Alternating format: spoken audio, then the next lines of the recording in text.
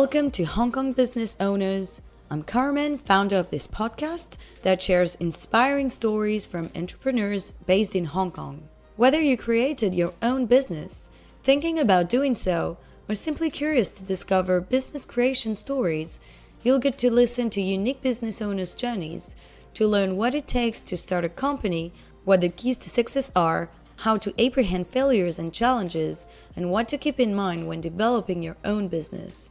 I hope each episode will inspire you and guide you in your current or future projects.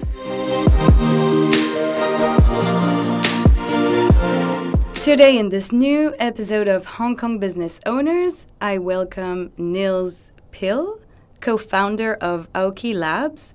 Auki Labs is building the POSMesh, a universal spatial computing protocol for the next 100 billion devices, people, and AI.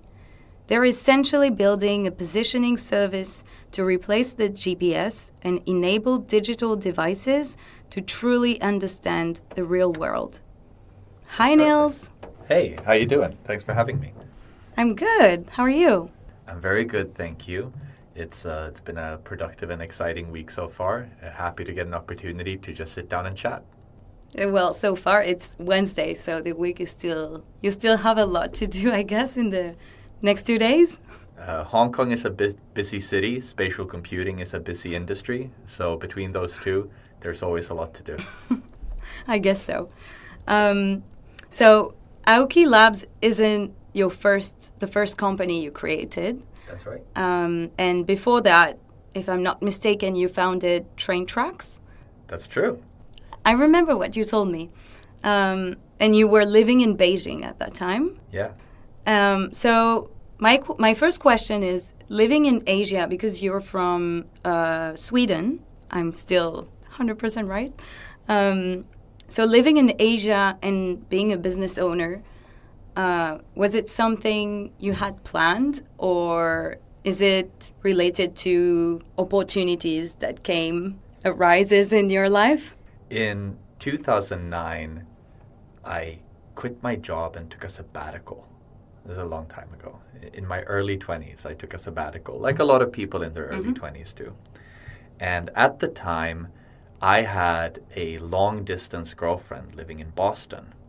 And she was American-born Chinese. And she wanted to visit China for the first time. I was having a sabbatical, so I thought, why don't I come along? And why don't I study a semester of Chinese? I was very interested in learning new languages at the time. I was using some early language learning app, and I had this idea that I'm going to learn to speak Japanese and Arabic and Russian and Chinese, because I was on a sabbatical and I had crazy ideas. And I thought, okay, let's go to China and try it out. Do you speak Russian, Arabic, and... Absolutely not. Absolutely not. So what happened was I came to China, and already in the cab ride from the airport, I fell in love with the city.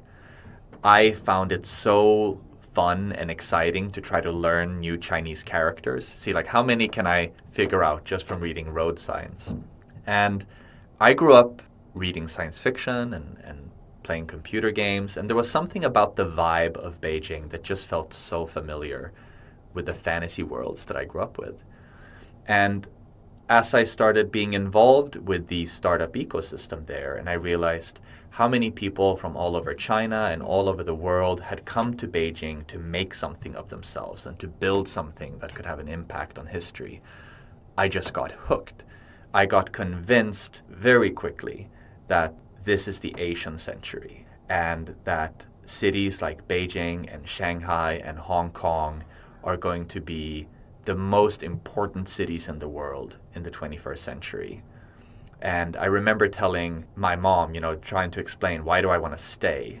I felt like, I feel like Europe is at the end of its history and Asia is in a way just beginning. Even though there's this long, long history, there are these new geopolitical circumstances that is going to transform the whole world over just the next few decades.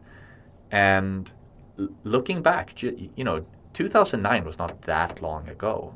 But China has grown so much, and so much has happened, and so much innovation is happening here. But when I go home to my hometown in Sweden, things are exactly the way I left them. So I think I made the right choice coming here. So how long did you live in Beijing, and then what brought you to Hong Kong? So I stayed 7 years in Beijing, much longer than my girlfriend's. Yeah, I was about to ask the question.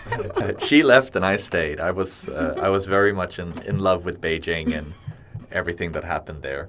And I used to make visa runs to Hong Kong, as a lot of Beijingers do. I used to travel on the overnight train, 24-hour train, and stay at a hostel in Chungking Mansion, the cheapest lodging you can find. And the goal was always to make a round trip in under 1,000 renminbi, because startup life is tough. Me and my other startup founders that used to do the same thing, we called it traveling CEO class. Take the overnight train and sleep in Chungking Mansion. And when I eventually left Beijing, I took some time to travel and think. And then one day, I was at Paris airport just about to leave, and a company that had approached me about buying my previous startup, but we never reached a deal, called us like, hey, what are you doing? Are you still around?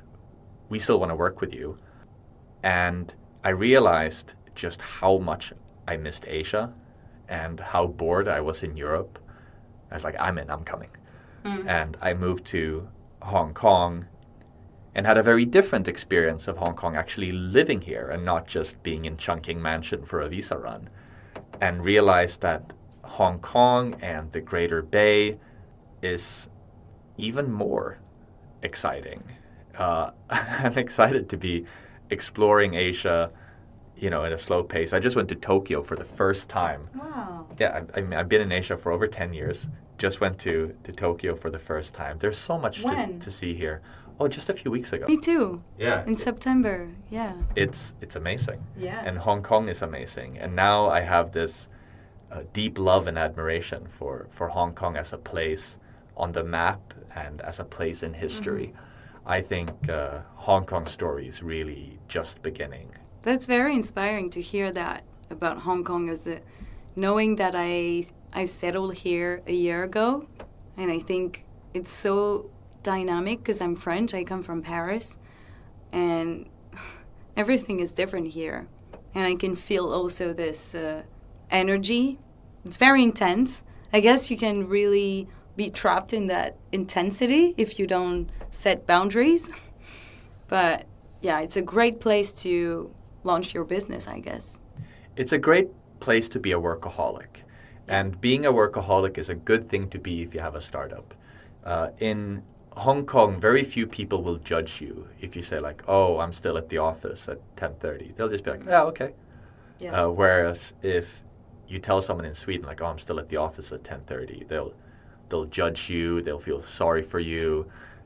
There's less understanding for wanting to do a lot of work. Yeah. But Hong Kongers get it. There's a lot of hustle in Hong Kong. And in a way, the city has just been optimized for work. And I like that. It's fun. And it's fun to be surrounded by people that expect to work hard and want to work hard. Yeah. Silicon Valley has this very interesting culture where everyone wants to innovate. And that's very intoxicating and very cool to be in. And the atmosphere we have here where everyone wants to work, or a lot of people want to work, it's a different dynamic, but it has a similar kind of outcome. A lot of shit happens in Hong Kong because people just keep pounding it. They just keep working. And there's an interesting mix between Western and Asian business culture that makes it very easy to do business here. People are happy to take meetings. It's so much easier to get to meet a CEO or a board director or something like this in Hong Kong than in Stockholm, for sure. In Stockholm, it's so hard to actually get a meeting with anyone. And the pace is also completely different. Here you can say like, hey, how about we meet for a drink at 9 p.m. tomorrow? And chances are they'll say yes. Whereas in Sweden, it would be like, how about we have a meeting 2 weeks from now? Yeah. Or, I'll get back to you in 2 weeks about a potential. Things just move. And then you lose the momentum. I think it's because of this pace of decision making and this appetite to do hard things that this region has grown so big so quickly. A number I love to share is New York, the greatest city in the West, has over 900 buildings taller than 100 meters. That's a lot.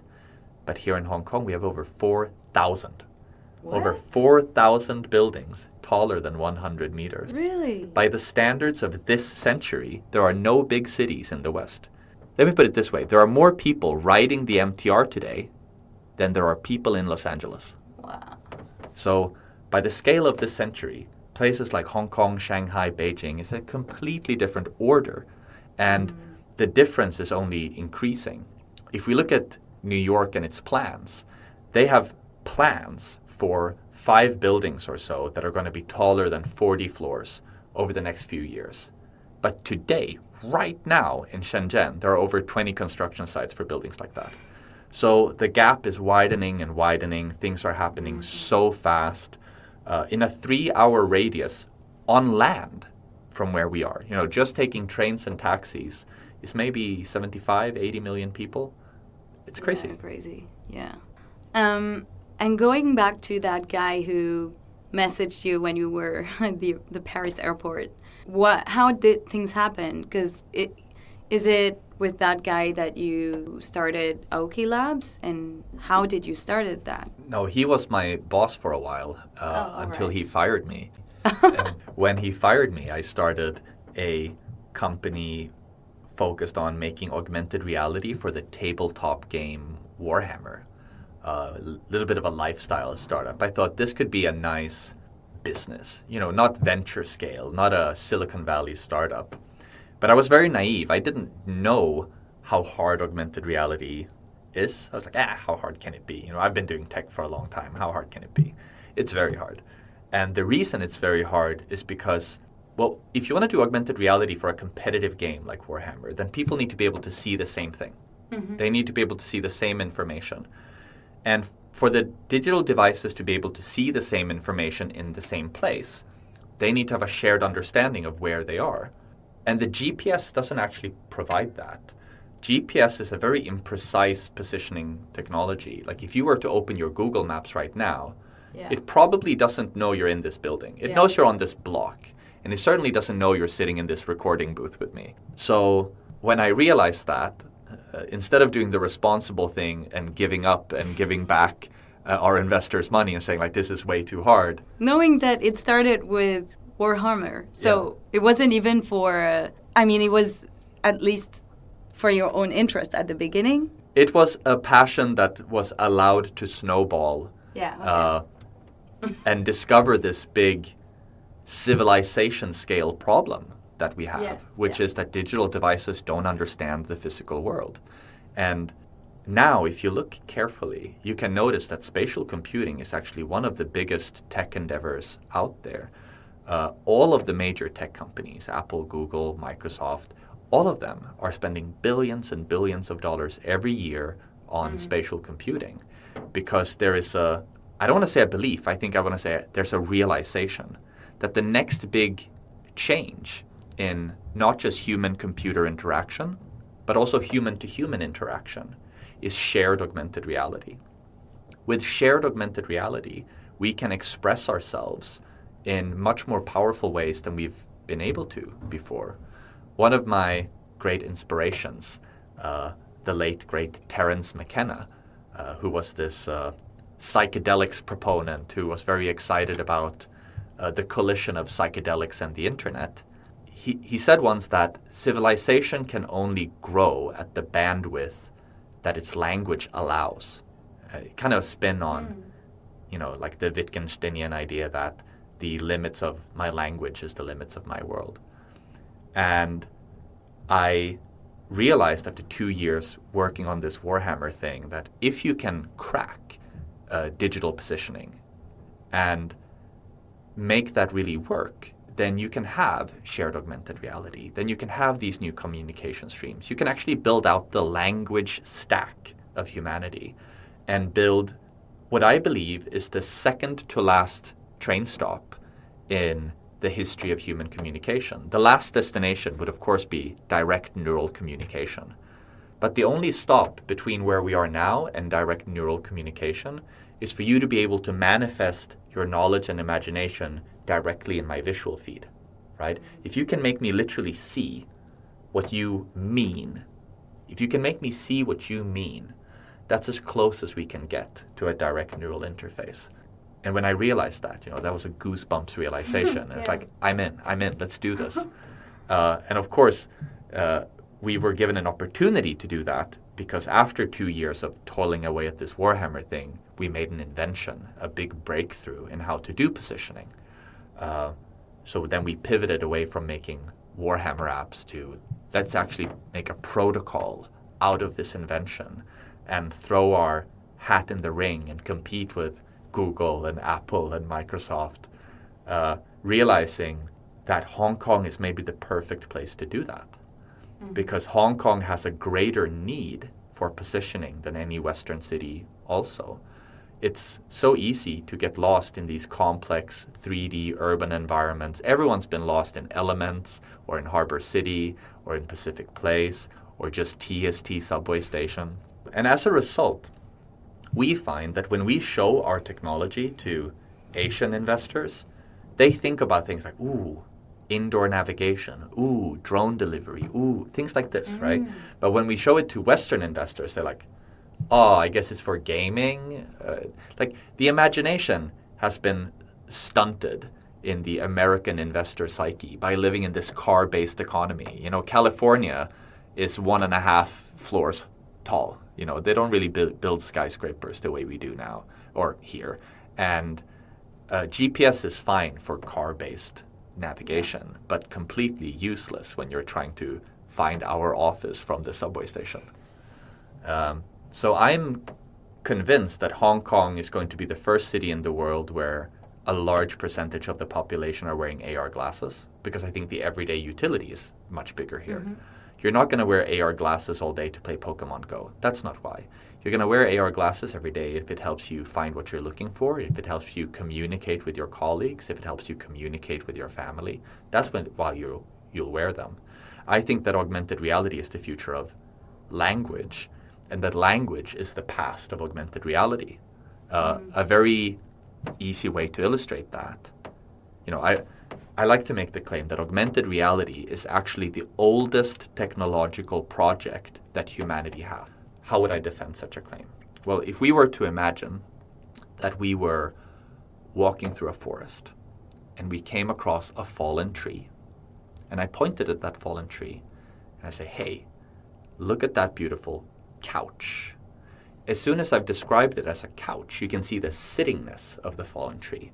I've actually changed your perception of the scene. You see the world differently. And I maintain that's what language is for, actually. Language is the technology that we use to manifest our knowledge and imagination in the minds of others. It's literally augmented reality. And that's why augmented reality, the way we think about it now, digital manifestations in our visual field, in physical space, is an unstoppable evolution of language. It happens in every universe. As soon as humans invent the internet, they're going to invent internet porn. It's just what humans do. And as soon as they invent spatial computing, they will invent augmented reality. It's just what humans do. I think it's inevitable. The only future where we don't have augmented reality as one of our main communication methods is a world where civilization didn't make it that far. Yeah. All right. Well, that's a very inspiring way of also how you describe language. And if we go back to Auki Labs, what exactly do you provide? And I'm interested in knowing who your clients are. Do you provide different solutions according to the different industries, or can you explain a bit more about that? So Auki Labs is divided into 2 legal entities. And one legal entity is concerned with building the positioning protocol. And it provides an SDK that anyone can use to make applications that make use of the positioning protocol. So that arm does not provide any applications. It just provides a protocol. But we have a separate entity that also does business under the name Auki Labs, but is a separate legal entity. We just share the brand Auki Labs together. That entity makes applications built on the protocol. And what our focus is right now is building tools for retailers in specific, because we realize that retailers have a lot of communication issues that can be resolved through spatial computing, and a lot of training issues that can be resolved through spatial computing. So, for example, when you visited our office today and you came into our demo space, this fake grocery store that we built, I showed you our spatial note-taking system, where a colleague had left a note for me saying that there's a thing that needs to be fixed in the demo store. And because we have this precise positioning, it can navigate me to the note. Like, oh, there's an issue in the store, this and this thing has to be fixed. And it can show me exactly where that is. And that's a lot more powerful than a text description or a photo description. Putting digital information in its correct physical space is an enormous communication hack. And it helps onboard new staff. It makes it easier to spend less time on each task. It's a huge time and effort saver for retail staff. And one day we think it's also going to be a way to really transform the shopping experience when shoppers themselves also get to ask questions about where is this product, etc. Like if you think about it, when you go and shop on e-commerce, your behavior is very different from when you go shopping in a mall. In e-commerce, the behavior is search-oriented. Like you write down something you're looking for and you will know immediately if they have it or not. But when you walk into a grocery store looking for quinoa, you don't know if they have it or not. And you're going to have to walk around and look and after a while decide, do they have it or not? And if you decide that they don't have it and you leave, the store never learns what it was you were looking for. But in e-commerce, they always know what you were looking for. If you search for quinoa on an e-commerce platform, and a lot of people search for quinoa, they can add it to their list of items. But physical stores can't do that because they don't know what you're looking for. And small things like this, I think, result in e-commerce growing, 200, 300% faster than physical retail every year. Because search, intent-based browsing, is so powerful compared to the wander around looking for things of physical retail. But also when you wander around, it's annoying if you can't find what you came looking for, but it's also maybe an opportunity to buy other stuff that you didn't need. Sure, but I think we do more impulse purchases in e-commerce than in physical stores. And the reason why is we actually are exposed to more. It's like this. Okay, when you walk through the street, you see more men technically than you will see on Tinder. But on Tinder, right, as you swipe through them, it's like it's this guy, it's this guy, it's this guy, it's this guy. The product discovery on Tinder is better than it is on a bar, actually, even though there may be more people in the bar. It's not just, is it physically close to me? It is, did I pay attention to it? And e-commerce guides how many products you pay attention to. And a physical retail store has a tough time doing that, which is why I think people do more spontaneous purchases on e-commerce sites than they do in physical stores. A lot of people actually, when we encounter skeptics that say like, oh, this is not going to be helpful for the shopper, they often say things like, I'm always buying the same items. I know where they are. I don't need your help to find them. Exactly. You don't have a lot of discovery in the grocery store. You've been reduced to this automated, habituated behavior because it is so hard to discover new things. But when we go buy things on e-commerce, it's not habit. It's discovery and joy. And I think we can bring that to physical retail by making the physical retail more personalized, more exciting. So spatial computing, I think, is going to completely change within a couple of years only how we interact with retail locations with personalized recommendations, improved discovery, improved search. It reminds me of a documentary I saw years ago now. It was about the Amazon cart in their shops, like a bit like you, to experience and test this cart, like very techy cart. And actually, I remember that it takes all the data of what products you touch, you look at, how long, how many seconds, what do you put in your cart or remove, or where do you stop in the store, and it records everything. And it's a bit like that. It's a bit what you are talking about. I think there are many ways to try to improve the shopping experience with digital data. Our focus is not on collecting data about what the shopper does, but rather putting information in a place where it's actionable. So we don't do things like track where people look and how they're walking around. We're much more excited in doing things like, well, since we already know, or the store already knows that you like oat milk, let's make sure you see a recommendation for oat milk. And not only that, it'll guide you straight to it. So if this is something that you're interested in doing, we can increase the likelihood of you adding it to your basket. Because adding something to basket in e-commerce, that's one click. But adding something to basket in physical retail means finding it physically and putting it physically in your basket. But how concretely, for example, I'm in a shop, and with your solution or your app, I can find what I'm looking for, like chocolate. How exactly does it work? Is it like the app telling me something? I mean... Yeah, the app can make recommendations. So one of the things and then it guides me where... Yeah, it can guide you. So one of the things that we're working on now in our lab is GPT-based assistance for shopping. So, you walk into the store and you tell the app, oh, my husband really wants me to make a bolognese tonight, right? And it will recommend, oh, you should get these ingredients then. It's like, oh yeah, that sounds great. Can you make me a picking list and a picking route? And it'll just guide you through the store to pick the items the fastest path possible. And it can make some recommendations like, hey, if you're making bolognese, wouldn't it be nice to have some Parmesan? Yeah, it would be nice to have some Parmesan. Because now the store understands what it is you're trying to do, and it can give you better recommendations. Okay. Random question. Where does the name Auki Labs come from? I'm intrigued. Auki is an old Norse word. Yeah, I was sure it was something related to that region.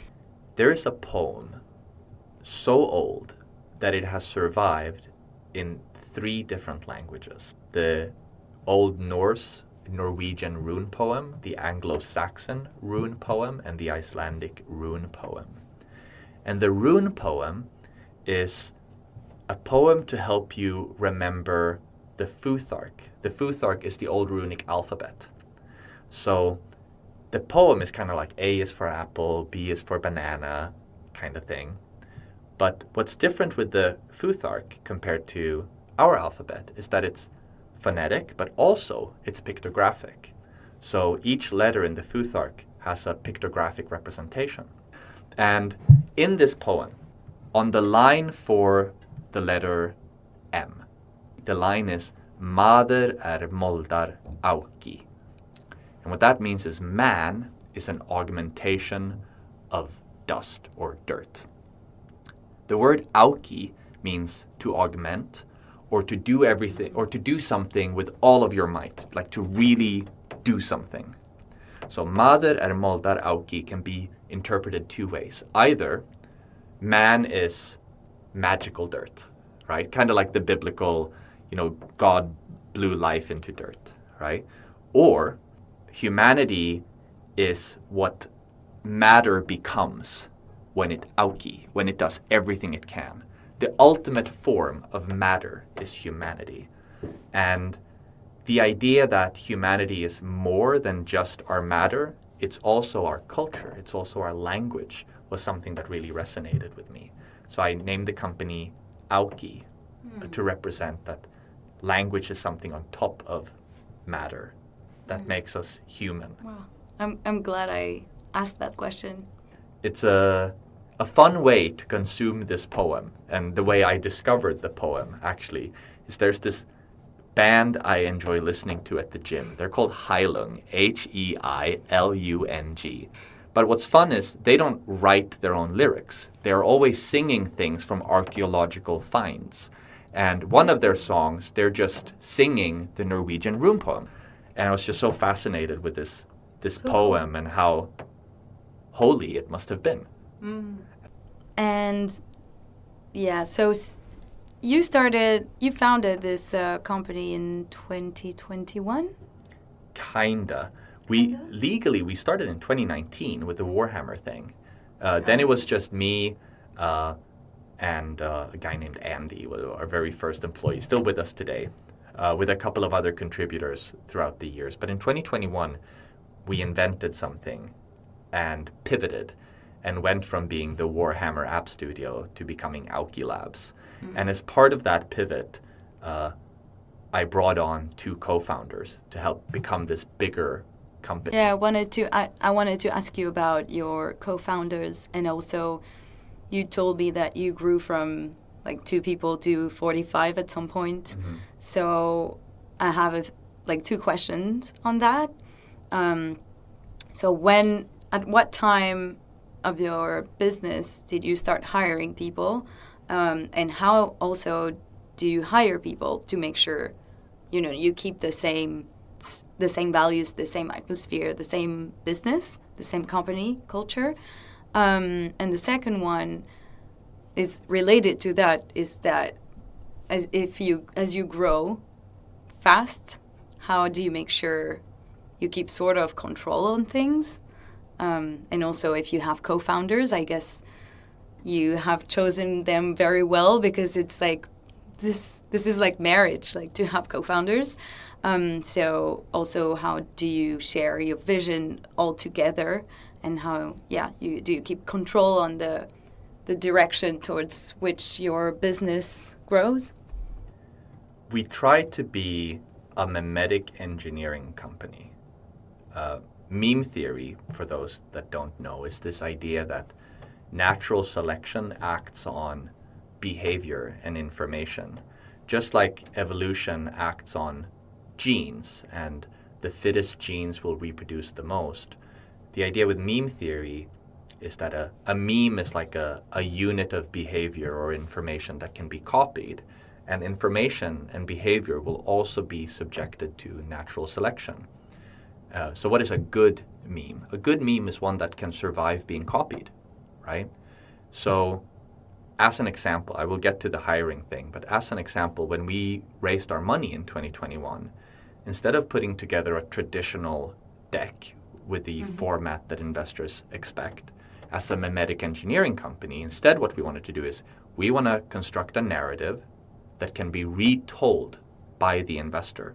Because if the investor can retell this story, then he will tell other investors, he will tell his investment committee, he will be able to brag to a girl at the bar, and this will make him feel excited, actually.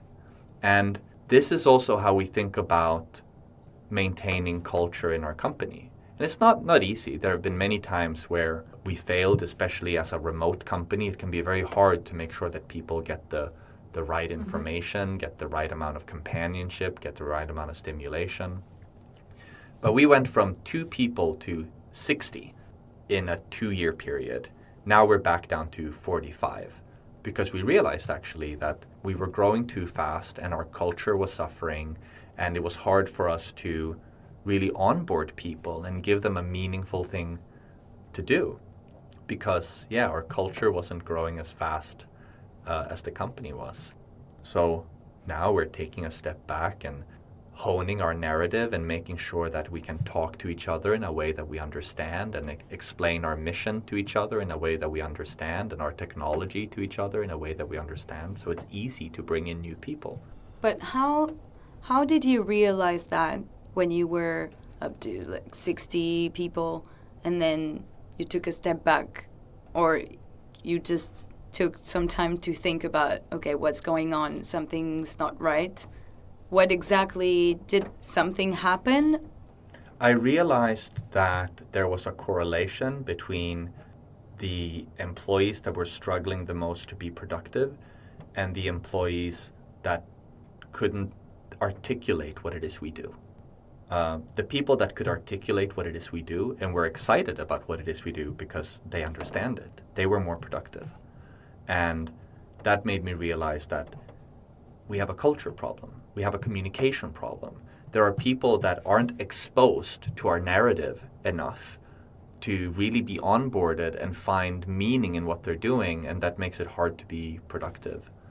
So yeah, that correlation between not being very productive and not knowing how to confidently talk about what we do was the realization. Yeah. And what's your focus today? Because you're one of the co-founder. So I guess you do a bit of management, but are you still involved in really hands-on projects? I try to be as hands-on as possible. I think management is where lazy people go to hide, especially in a startup. Startups don't need management, they need work. And there's a lot of work that needs to be done. The first people to go, actually, as we started downsizing the company, were a bunch of managers. Because those managers, didn't have any craft. They didn't have anything that they were doing every day. So we're always trying to reduce the number of meetings and reduce the amount of management, and instead focus on making sure that we have a team of motivated people that really understand what it is we're trying to do and feel a connection with that purpose so that they would drive it forward without management. Your need for management is a function of how poorly you've onboarded your staff. The better you onboard your staff, the less management you need. And I think the kind of person that is drawn to management instead of actually doing the work is probably a person that can't do the work. Startups don't need management. They need a lot of hands-on doing. So I spend my time writing, I spend my time communicating, I spend my time going on podcasts, doing software architecture, things that just need to be done. And the more I get to actually work, and the less I have to do management, the better I sleep at night, knowing that we actually moved forward today. Yeah. And that's a good transition moving forward. How do you see the company growing in the future? Do you have, I guess you have long-term plans, long-term vision? And also, are you planning on, or maybe it's already the case, growing outside of Hong Kong? We've already grown outside of Hong Kong. Around half of our team is in Europe. Okay. Only a third of us, roughly, are here in Hong Kong, maybe a little bit more, since we cut down on some staff. But, a third to half of us are in Hong Kong and Asia, and the rest are in Europe, with one poor guy alone in America. Hey, Jeff, if you're listening, miss you. And we are now piloting our applications with international retailers, and our goal is to get into 100,000 locations in the next 3 years. And the reason we think we can do that is because how easy it is to set up the system. We're trying to prove to the world that this system can be set up by the local staff at the grocery stores. They don't need us to come visit. And if we successfully demonstrate this, then getting into 100,000 locations is actually just getting into 2 or 3 handful of the world's largest retailers. Some of the people we're piloting with now have several thousand stores worldwide. And there are, in Europe, I think there's 5 that have over 10,000 locations each. In the US, there aren't as many retailers. They have bigger stores instead. And here in Asia, there are also many chains with thousands, even tens of thousands of locations. And we are focusing on those big international retailers, trying to price ourselves very cheap and very easy to install so that we can have a scale economy. At 100,000 locations, only charging, $200-300 per month per store, which we think is very little compared to the amount of value we provide to the staff, that would still be hundreds of millions of dollars per year. So we think because spatial computing represents such a big advancement in productivity and communication, that we can go from 0 to $250 million in around a 3-year period, and that's what we're working on. Yeah. And I was wondering because you talked a lot about Hong Kong. What's the tech landscape look like here in Hong Kong? Is it, and also maybe more precisely, spatial computing? Are there other companies that do that? What's it like? We have several competitors here in Hong Kong, which is exciting. Hong Kong is known very much for its fintech, but that's changing, thank God. I think fintech is very, very boring. My apologies. But spatial computing, a big part of spatial computing is computer vision, for example. And a lot of the world's greatest computer vision researchers are Chinese and or from Hong Kong. There are many great computer vision researchers here in Hong Kong, both in the industry and in academia, and as well in Shenzhen and the Greater Bay Area. And of course, Shenzhen and the Greater Bay Area also has unparalleled expertise in hardware manufacture. So I think the combination of having some of the world's best computer vision people, having the most complex urban environment in the world, and the most proficient hardware capabilities in the world is a perfect recipe for why Hong Kong will be the epicenter of spatial computing. I think the next $1 trillion company will be a spatial computing company. I think they will be in Hong Kong. And as I like to tell my colleagues, if this is the decade and this is the technology and this is the place, then hopefully we're the people. Let's do this. There's a huge historical opportunity, like capital H historical opportunity, to help transition humanity into its next language operating systems. And now the next big leap, which I believe might be the most important leap we've made so far, the transition to putting digital information in physical space. Because that's also what will allow our artificial intelligences and robots to understand the physical world around us. Today, ChatGPT is amazing, but it lives on the internet, and it only understands the internet.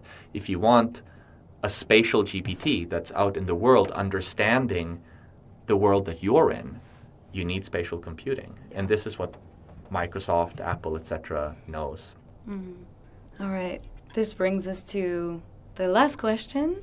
Do you have any tips to share to current business owners or people who think about running their own business but might still be afraid of this taking the leap? Do you have anything to tell them?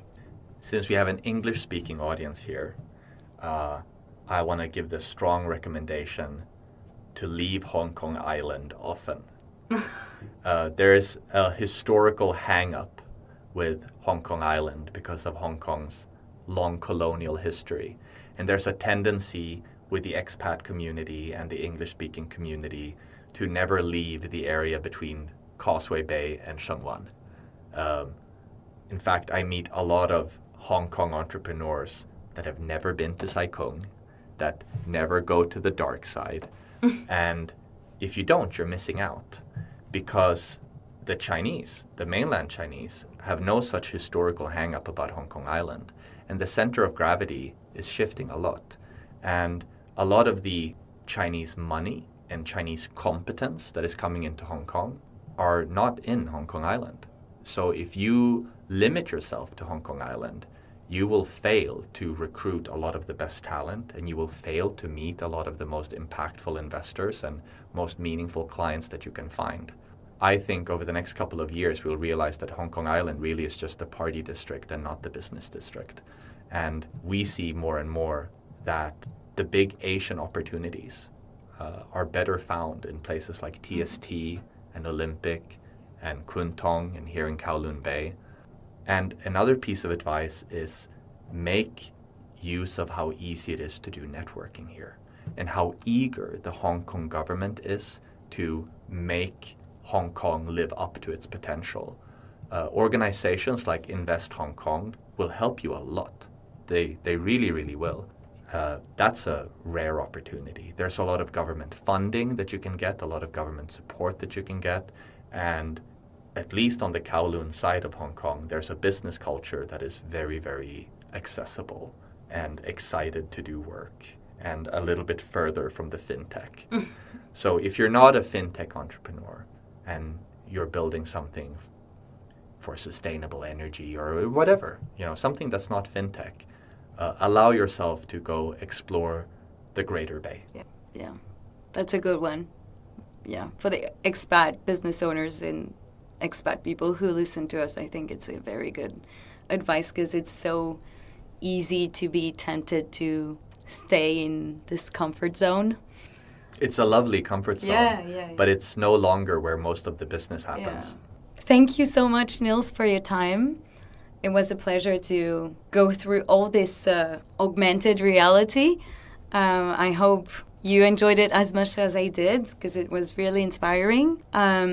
So if people want to find out more about Auki Labs, where should they go? They can go to aukilabs.com or follow us on Twitter.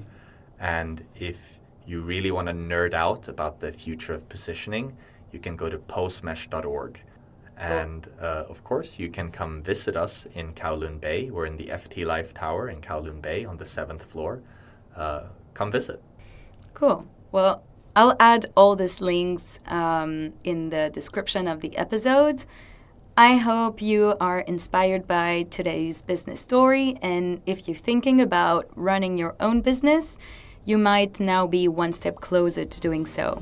See you in 2 weeks for a new business owner story. And don't forget to leave me 5 stars to support me and follow me on Instagram at hk.businessowners.